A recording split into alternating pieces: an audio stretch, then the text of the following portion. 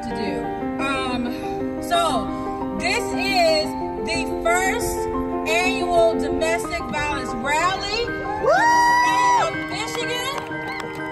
We are addressing issues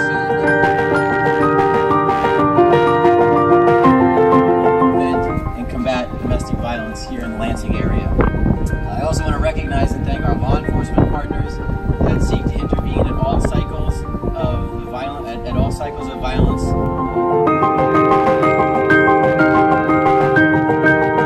For Mayor of the City of Lansing, by the power vested in me, do hereby proclaim October 2019 as Domestic Violence Awareness Month in Lansing. It tells us to. We call the police, we go through the court systems, and yet sometimes it does not save a life. So our next speaker is the family and serious topic. I'm so encouraged by the diversity in this crowd. You know, I see the young folks and I see older individuals. And I was assaulted in my home while my children were sleeping. I had to answer questions to my children that no mother should have to. Keisha Gardner, Linda R., Corey C., Joanna W., Natalie Dean, Tasha Sasser, Ashley Spence, Deborah Smith,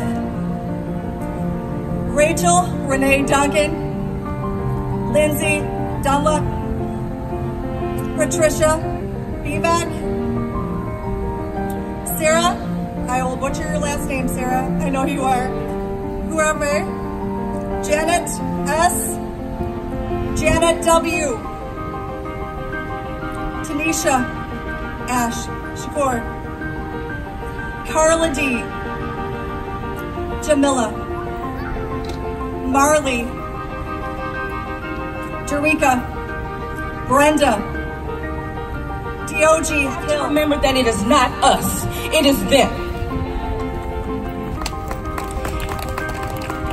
It has forced us to pick up those pieces and console, comfort, and love one another.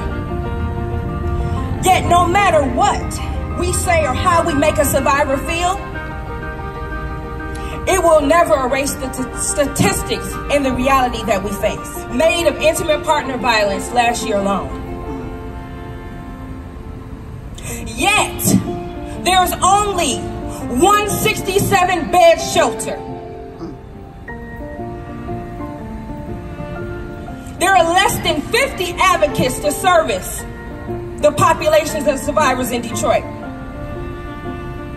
Not only are we facing a lack of resources and increased presence of violence, yet we are also struggling with being financially stable. When we talk about the revitalization of Detroit, who are we talking about? And who are we talking to?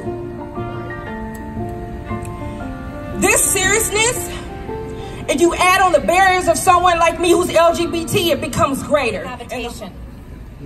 Deuteronomy 10:18 says, He ensures that orphans and widows, and I think of if you've been abused almost like a widow, He ensures that orphans and widows receive justice. And Psalm 10:14 says, But you, God, see the trouble of the afflicted. You consider their grief and take it in hand. The victims commit themselves to you. You are the helper of the fatherless. God promises protection and help for those who can't protect themselves, and He redeems injustice through His mighty love. But here's the thing. He also asks us to do something about it, which is what we're doing today.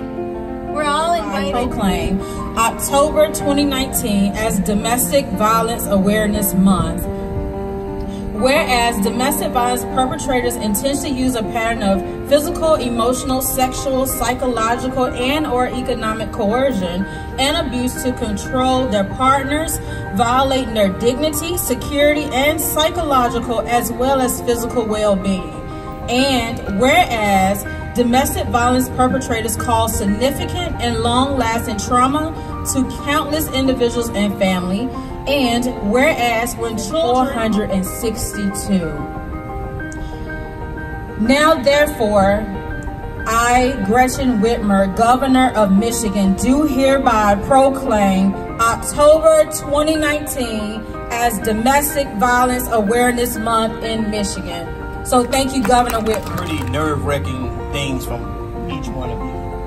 And I want to tell you that there's nothing that I can do to go back and take away anything that has happened. And there's some things that I can share from my personal life, but this is not my time. What I do want to say in a good note for closing out is I want you to understand something. All of my victims and survivors, if you're not afraid to raise your hand, I want you to raise your hand. I just want you to know not to let anyone ever make you feel like someone else does not want you. Churches, you have a responsibility.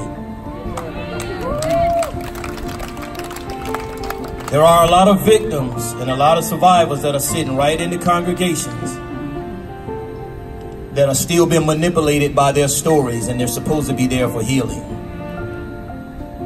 It's not something I made up. It's something that I know because I happen to counsel some of those women and men. So I just want to say this to you. In every aspect of life, there is a survivor, there is a volunteer that will share their story, and there's some that's not. But I just want to say that I'm definitely standing here by this woman. And as I stand with her, that's symbolic to me and others standing with you. That your story needs to be heard. I admit that at one point I used to be ashamed because I didn't want anybody to know that those things happened to my wife. And then I told her, your story needs to be heard.